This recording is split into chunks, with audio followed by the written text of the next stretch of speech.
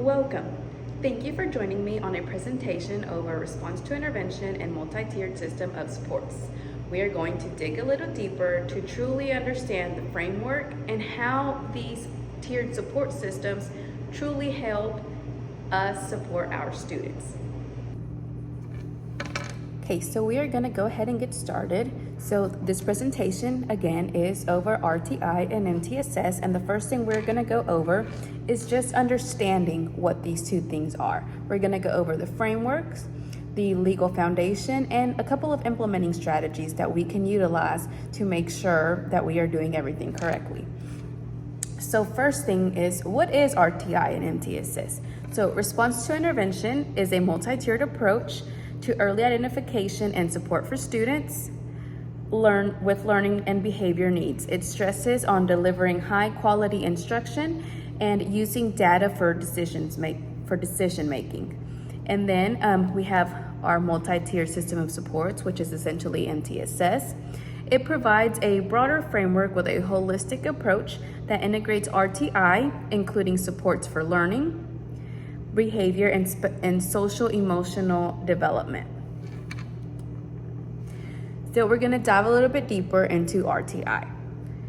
So as you can see here on this image, so response to intervention has 3 tiers. We have our core, which is tier 1, tier 2, which is targeted, and then tier 3, which is intensive. So tier 1 essentially is your core classroom instruction.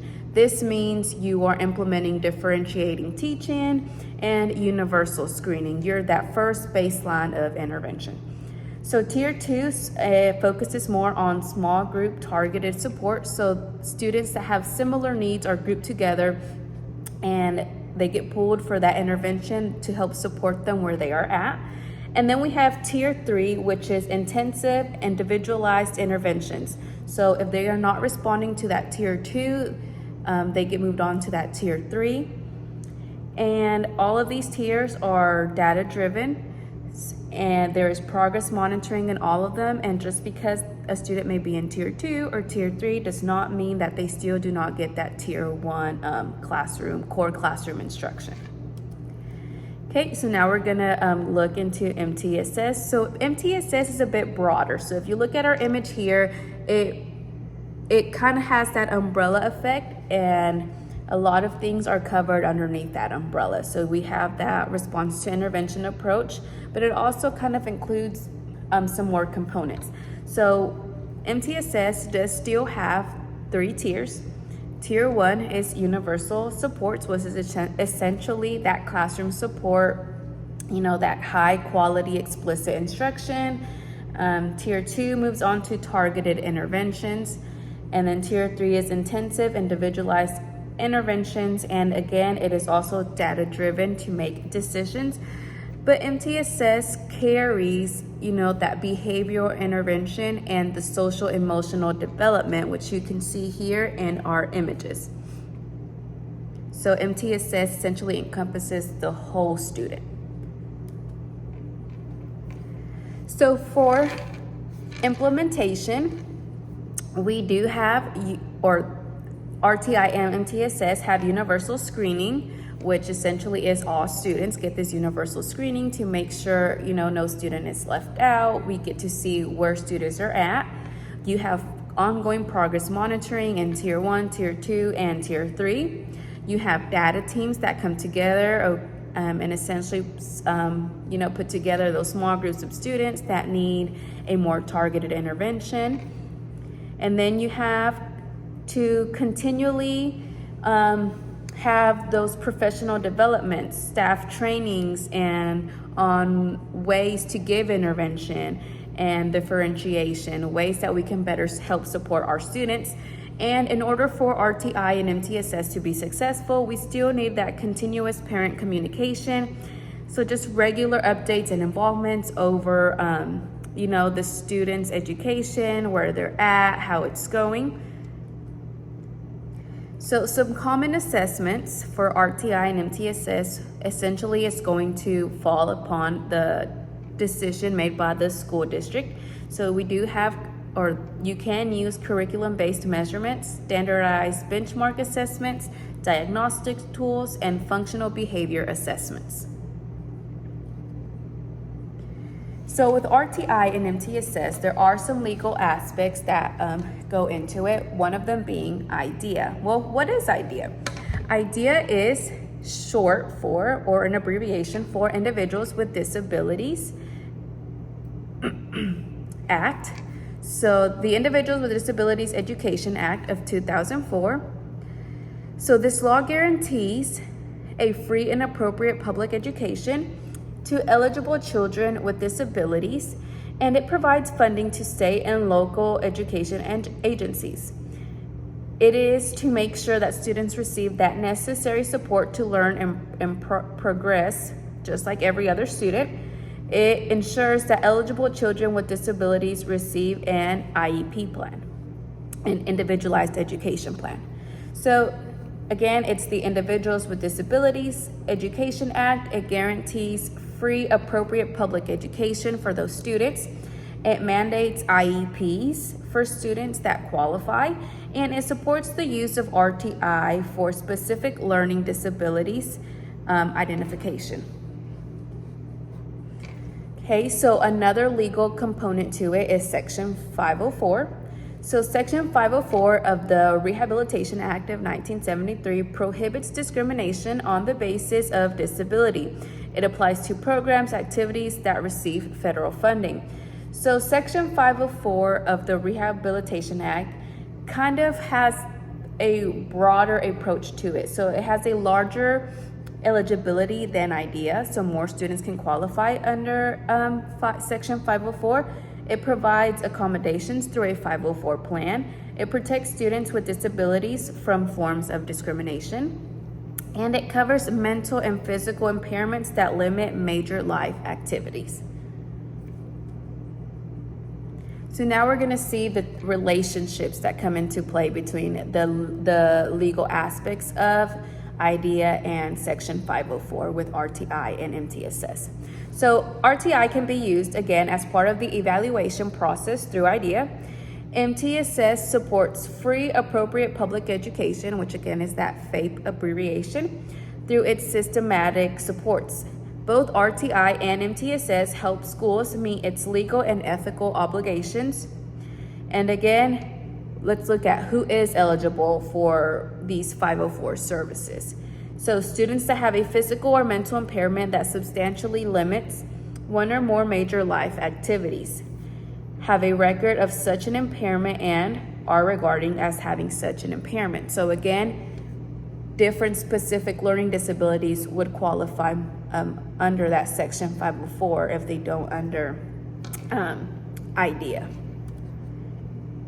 So again, with the legal components of it and already what the tiered interventions are for RTI and MTSS, there is something else that is called assistive technologies, which essentially provides more support for our students.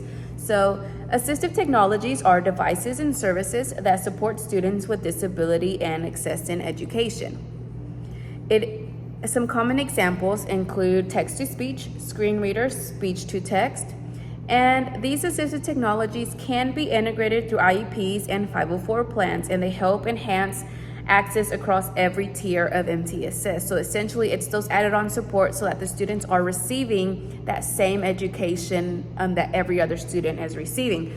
And assistive technologies does not give students an unfair advantage. I know that that's a common misconception, but it does not give an unfair advantage. It provides students with disabilities and access to the same instructional opportunities.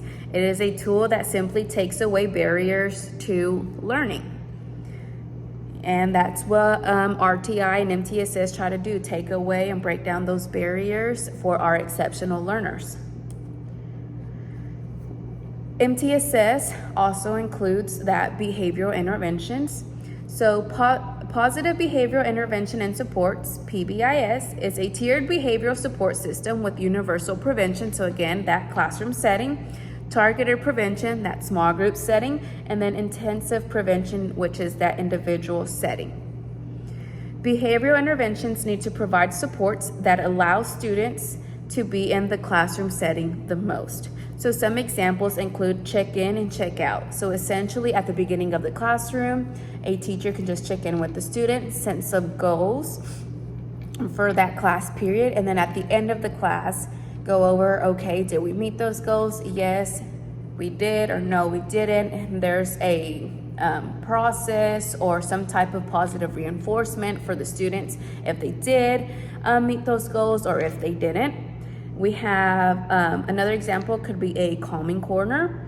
I know essentially that is something that I use in my classroom when students just need some time for themselves or to reflect. We have a calming corner, which is for them to go to.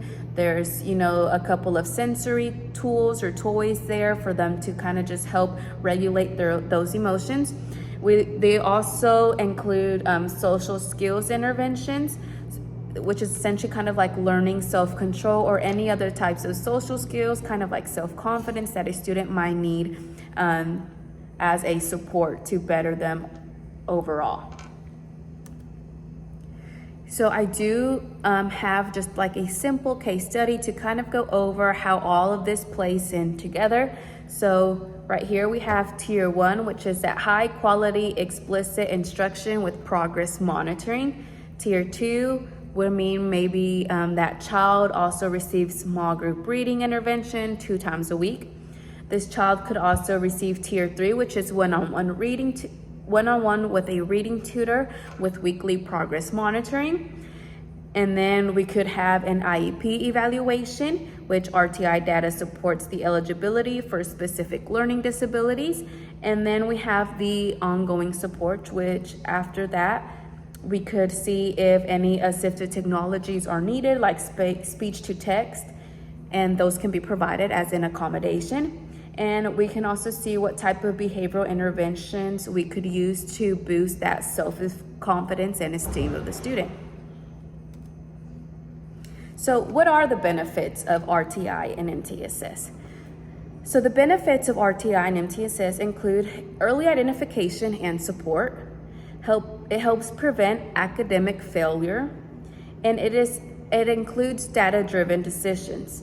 It reduces any unnecessary special education referrals, and it has inclusive practices and equity. So let's go over our final thoughts over RTI and MTSS. So both frameworks provide an inclusive education for our students. It has legal aspects such as IDEA and Section 504 to ensure that students receive equitable access and supports. It encompasses assistive technology and behavioral interventions that provide supports for all students to be successful. Successful implementation requires collaboration, commitment, and consistency across all of us. So teachers, admin, parents, the paraprofessionals, all of us. So I will be here for any questions that you may have. Please don't forget to grab the handout. And again, I just want you to get from this that RTI, MTSS, and all of its components are here so that we can provide our exceptional learners the best possible supports, accommodations, and any type of educational strategies that they may need to make sure that they are getting that same structural learning environment as everyone else. Thank you.